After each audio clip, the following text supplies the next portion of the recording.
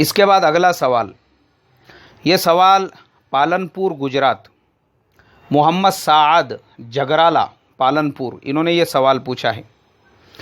انہوں نے کہا ہے مولانا کرکٹ کھیلنا کیسا ہے؟ اگر جائز ہے تو مفتی احمد خان پوری نے حرام کا فتویٰ کیوں دیا ہے؟ بھائی ہمارے محمد سعد صاحب جگرالا، پہلے تو آپ کا سوال پوچھنے کا طریقہ بالکل غلط ہے۔ ایک تو آپ نے اپنے دل سے ہی اس میں جواز کا فتویٰ بھی دے دیا کہ اگر جائز ہے تو، اور دوسری صورت یہ ہے کہ آپ نے اس میں یہ جو جملہ لکھا کہ مفتی احمد خان پوری نے حرام کا فتویٰ کیوں دیا، یہ میں سمجھتا ہوں صراحتاً اپنے بڑوں کی بے ادبی ہے۔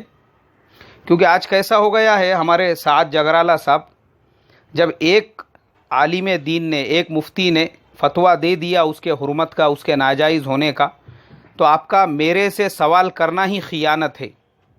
اس کا مطلب یہ ہے کہ آپ دو لوگوں کو لڑانا چاہتے ہیں، جھگڑانا چاہتے ہیں، امت میں انتشار پیدا کرنا چاہتے ہیں کہ دیکھو ایک آدمی نے تو حرمت کا فتویٰ دیا اور دوسرا اس کو جائز کہہ رہا ہے۔ نہیں، مجھے بتاؤ نا، آپ کو معلوم ہے مفتی احمد خان پوری صاحب دامت برکاتہم و مدد اللہ العالی کا مقام کیا ہے، مرتبہ کیا ہے؟ اتنے بڑے عالم دین ہے وہ، فی الحال پورے گجرات کے اندر ان سے بڑا کوئی مفتی نہیں ہے۔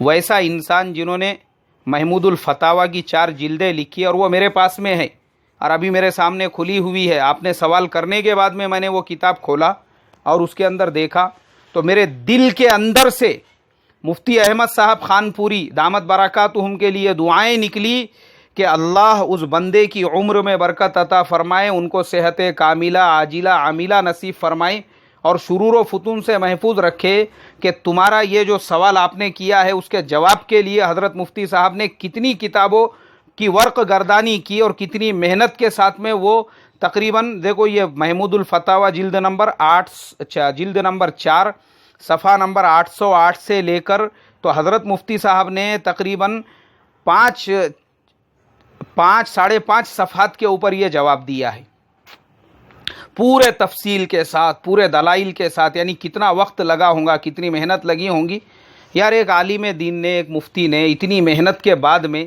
جب ایک فتویٰ دیا ہوا ہے تو تم اس کے خلاف میں اور کوئی جواز کی صورت تلاش کر رہے ہو۔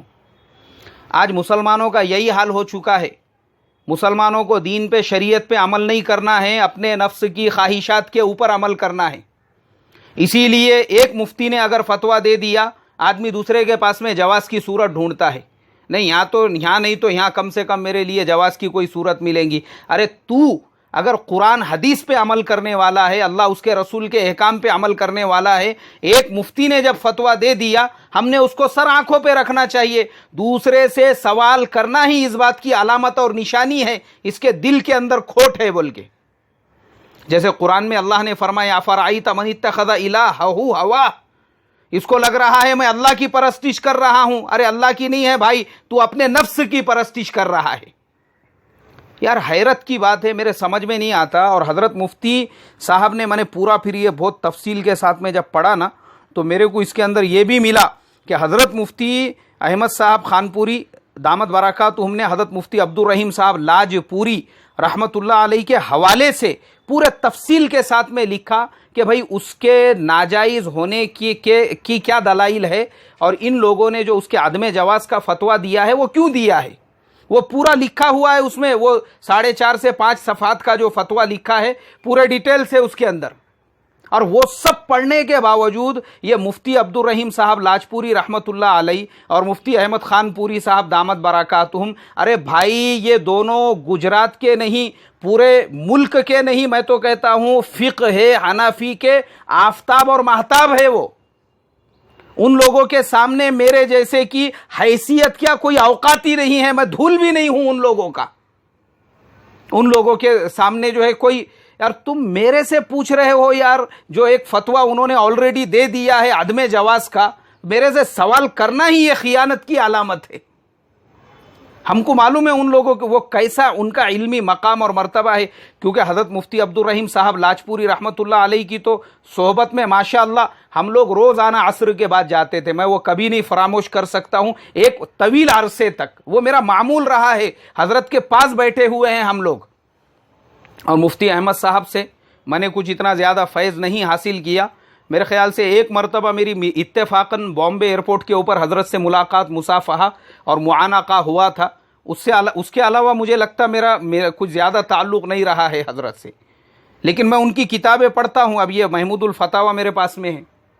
تو اس کے لیے بھائی میں درخواست کروں گا ایسے تمام لوگوں سے، جب ان کے پاس ایک مفتی کا، ایک عالم کا فتویٰ آ جاوے، اس کے بعد پھر وہ دوسرے سے جو مسائل دریافت کرتے ہیں، انہوں نے اپنے نفس کو چیک کرنا چاہیے، اس کے اندر کہیں چور تو نہیں بیٹھا ہوا ہے. اللہ میری تمہاری حفاظت فرمائے. اس کے بعد